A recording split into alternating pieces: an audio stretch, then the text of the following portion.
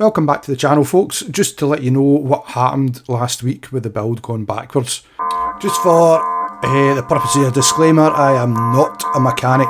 I'm an idiot with a Haynes manual and access to YouTube. The videos aren't meant as a tutorial, it's meant for entertainment purposes, just to keep people updated with how my build's going. So last week I had to remove the full clutch from the Thundercat because I had fitted the shift shaft incorrectly. It wasn't seated right, so everything had to come back out. So I thought I'd do a quick time lapse of everything going back in again.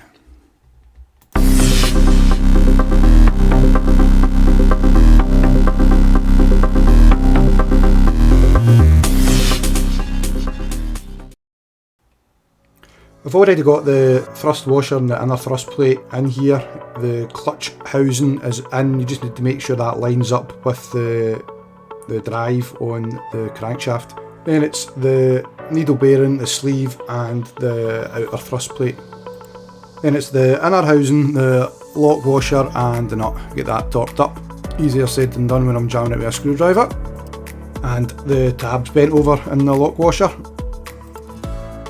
Then it's getting the plates in, starting off with one of the black friction plates, then alternating with the friction plates, clutch plates, and making sure you've got a black friction plate at the start and at the end.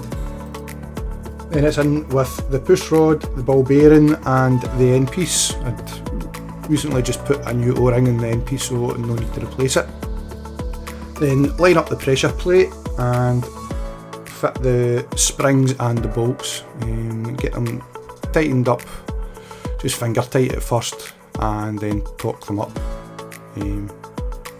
going from one bolt to the opposite bolt in like a star or crisscross design, just to make sure it goes on square and evenly.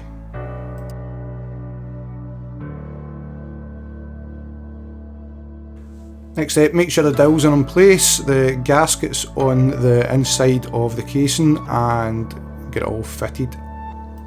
Now what I do is just get a bit of cardboard, draw the shape of the casing on it, and when I'm taking the bolts out, put them on the drawing I've done. That way you know what bolt goes where.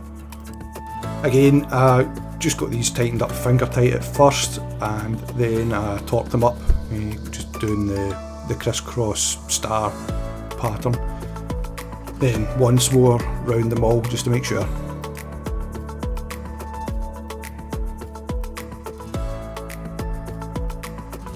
Again, for the next casing, make sure the dowels are in place, the gasket's on the casing, and it's pretty much as before. Just make sure the bearing's moving freely, there's no grittiness or anything. Then it was round to the other side of the bike. I'd made sure the clutch cable was all connected up and the sprocket cover was ready to go on once I'd obviously got the dowels in place and the gasket in place. Again, getting it all torqued up in that crisscross pattern. Then I connected the shift lever to the shift shaft using my minor adjustment tool. Tightened up the adjusters on the lever and went through all the gears just to make sure everything was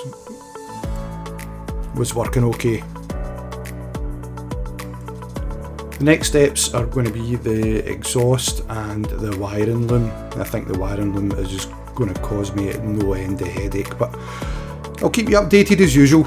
As always, if you could like the video, subscribe to the channel and I'll try and make my next video a bit more interesting.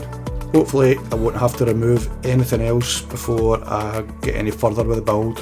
Remember, it's not a balls up, it's an adventure.